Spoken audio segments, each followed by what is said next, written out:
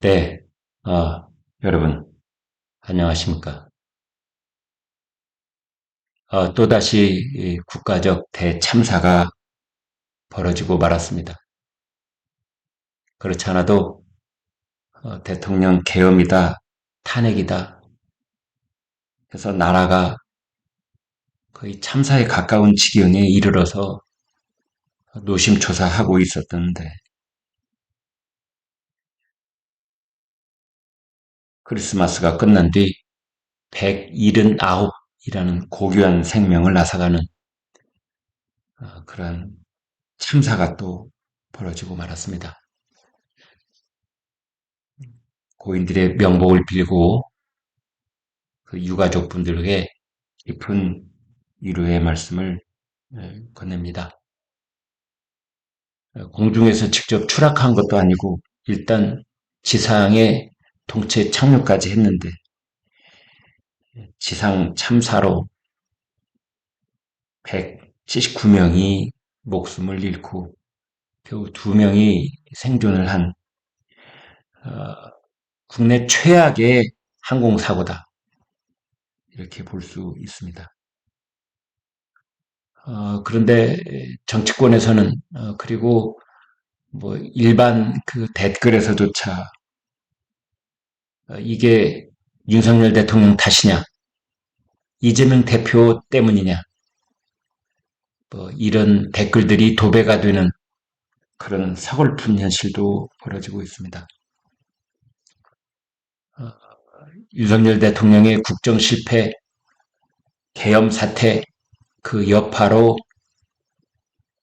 이런 참사에 알게 모르게 영향을 끼친 것이냐, 아니면 이재명 대표의 불을 잇는 탄핵 강행으로 그 여파 때문인 것 아니냐.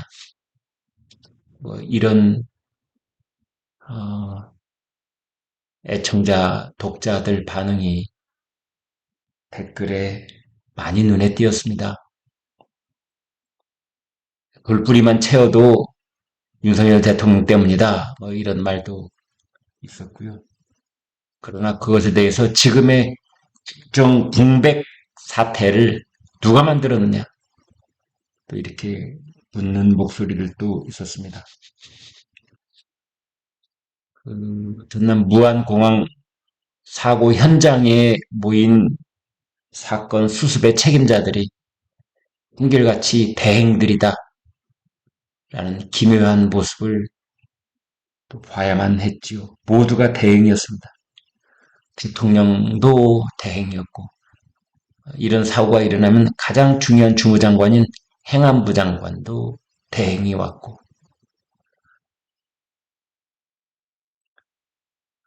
최상목 대통령 권한대행은 총리도 대행하고 있고, 또 경제 사령탑 역할도 해야 되고, 그리고 공항대책 본부장도 해야 되는 1인 사역을 해야 되는데, 아무튼 국가를 전반적으로 이제 지휘해야 되는 그 대통령 권한 대행으로서 무안공항에 계속 머무를 수도 없고 서울을 왔다 갔다 해야 되는 것이 아닐까 그런 생각이 듭니다. 우리 정치권의 대응을 보면은 아니나 다를까 한심하기 짝이 없습니다.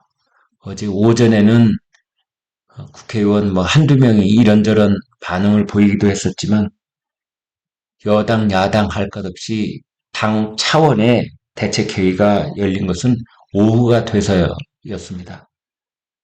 민주당은 오후 1시에, 국민의힘은 오후 2시에 지도부 회의를 열었고요.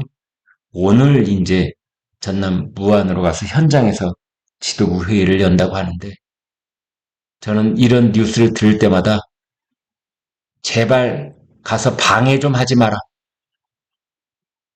현장 사고 수습에 혼이 빠져 있는 현장 책임자들도 불러다 놓고 무슨 브리핑 하라고 브리핑 목리를 부릴까봐 걱정입니다.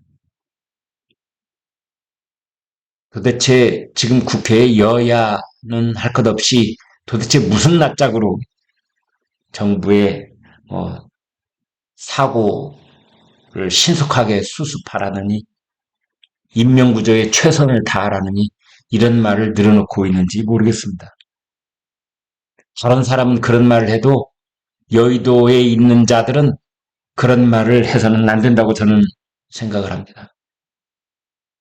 대통령에다가 총리에다가 장관에다가 줄줄이 탄핵 소추로 국가 최대한의 공백 사태를 만들어 놓고 이제 와서 국가적 참사가 발생하자 정부에 최선을 다하라고요? 양팔, 발, 다리 다 부러뜨려 놓고 얼른 뛰어가라고요? 가서 저 참사를 당하신 분들을 붙들어 주라고요?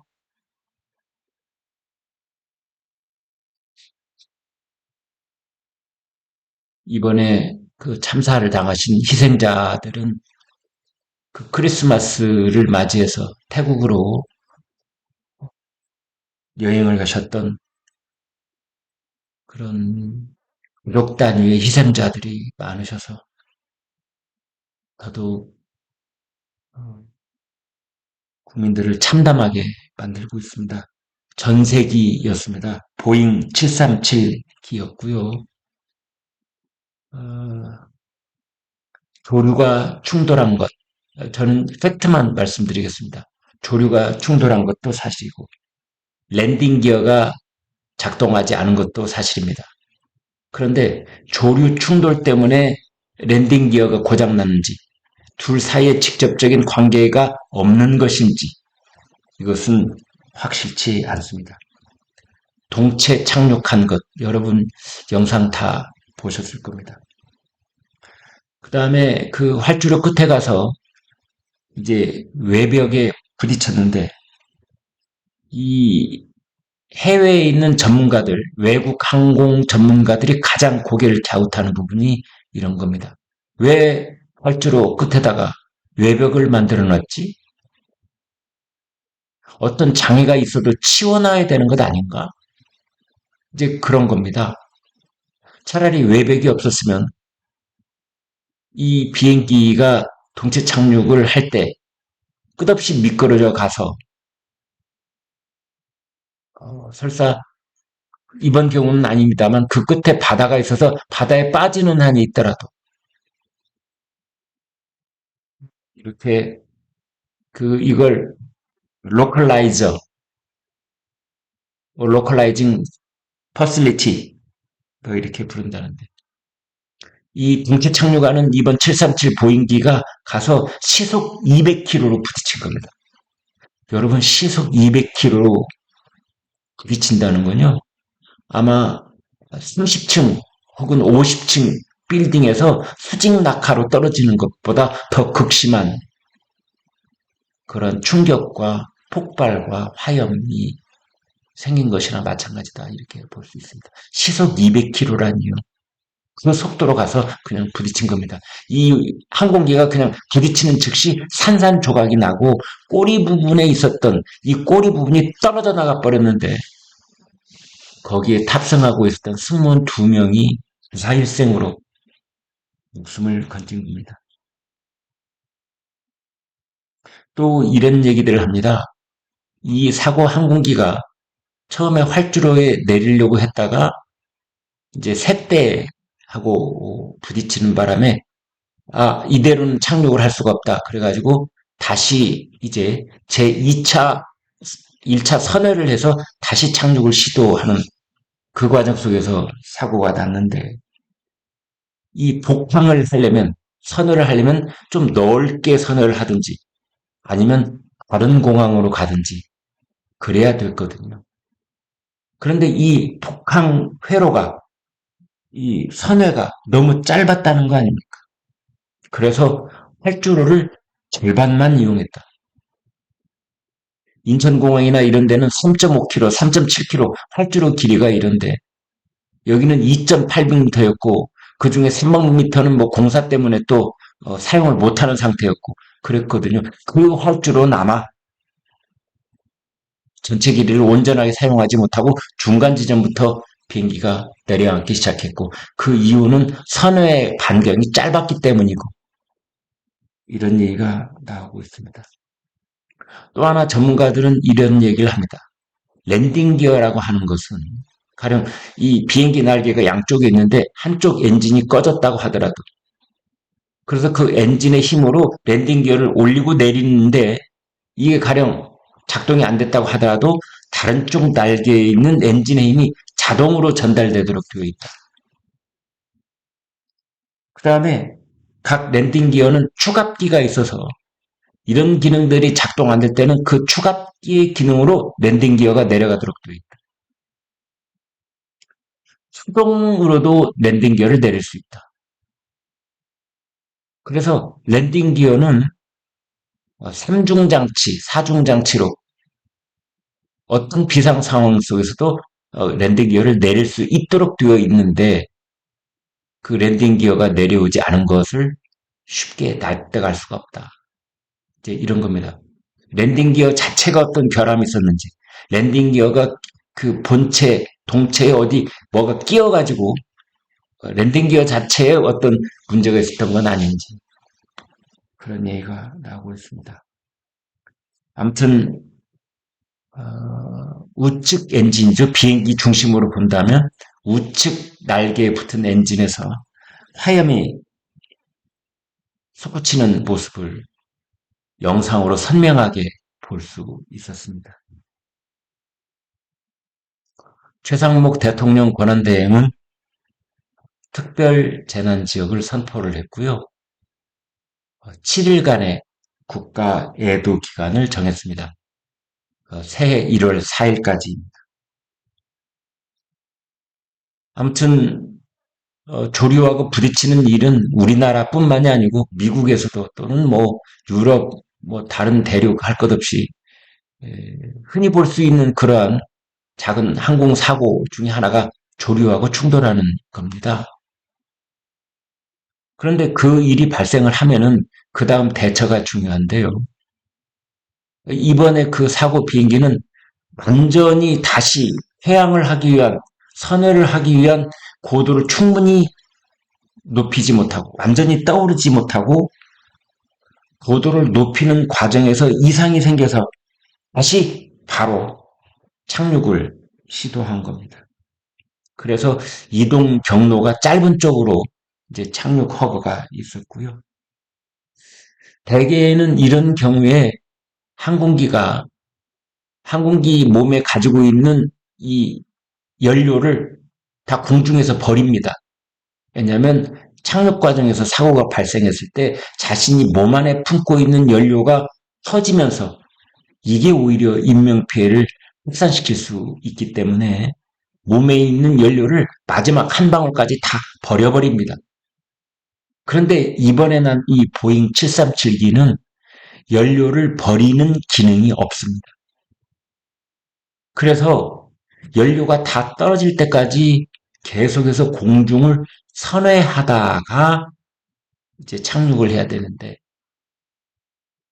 조종사가 그것을 몰랐을 리는 없고 뭔가 그 계속해서 공중에 떠 있을 수 없는 그런 비상 상황이 있었던 것이 아니냐. 이게 공중에서 계속 선회를 하는 과정 속에 그럼 지상 관제탑과 공항에서는 어떤 비상 조치를 할 수 있느냐? 모든 소방 인력들을 활주로에 대기시켜 놔야 되고요. 그 다음에 활주로에 소화 약제를 도포를 하는 겁니다. 다 발라놓는 겁니다. 그래서 어떤 상황에서도 화재가 발생하지 않도록 이제 그런 여러 가지 비상 조치를 취해야 되는데 이번에는 그런 것, 그 어느 것도 취할 수 없을 만큼 1분 만에 다시 착륙을 하다가 이렇게 엄청난 참사가 빚어지는 겁니다. 공중을 선회하면서 연료를 소진시키지 못했다는 것이 119명의 귀중한 목숨을 앗아간 요인 중의 하나라고도 분석되고 있습니다. 이번에 사고를 일으킨 이 비행기는 이틀 동안 13차례나 운항을 했다는 겁니다. 이틀 동안에 13차례. 혹사를 한 것 아니냐. 이 비행기 자체가 어떤 기체 피로가 축적돼 있었던 것 아니냐. 이런 말도 하고 있고요. 제주 항공 쪽에서는 뭐 정상적으로 정비를 철저히 했다. 이렇게 또 해명을 하고 있습니다. 이번에 이 사고가 난 전남 무안 공항은 정치 논리로 건설이 됐다라는 그런 말들이 많았던 곳입니다. 주변에 조류 서식지가 네 곳이나 둘러싸여 있는데 공항으로서는 도저히 이 부적합한 곳이다. 초기부터 논란이 많았었는데 정치 공항으로 불리는 이유가 한화각 공항이다. 한화각. 그렇게 불릴 만큼 정치 논란에 휩싸였다가 2007년에 개항을 했습니다. 이 와중에 이재명 대표는 심사가 있은 지 1시간 뒤에 윤석열 대통령을 직격하는 그런 풍자글을 페이스북에 올렸다가 삭제를 하는 그리고 또 어처구니 없는 일이 발생을 했습니다. 여러분 그 추억 속의 영화 내일을 향해 쏴라 이 영화 기억하시죠? 구치하고 썬댄스는 내일을 향해서 쏴라 윤석열과 한 두는 국민을 향해 쏴라 내일을 향해 쏴라 국민을 향해 쏴라 이렇게 이런 찬란한 것도 풍자라고 해야 되는지 저는 도저히 인정할 수가 없습니다만 아무튼 이재명 이름으로 국민을 향해 쏴라 윤한 이렇게 페이스북에 글을 올렸다가 황급히 삭제를 하는 그런 일이 있습니다.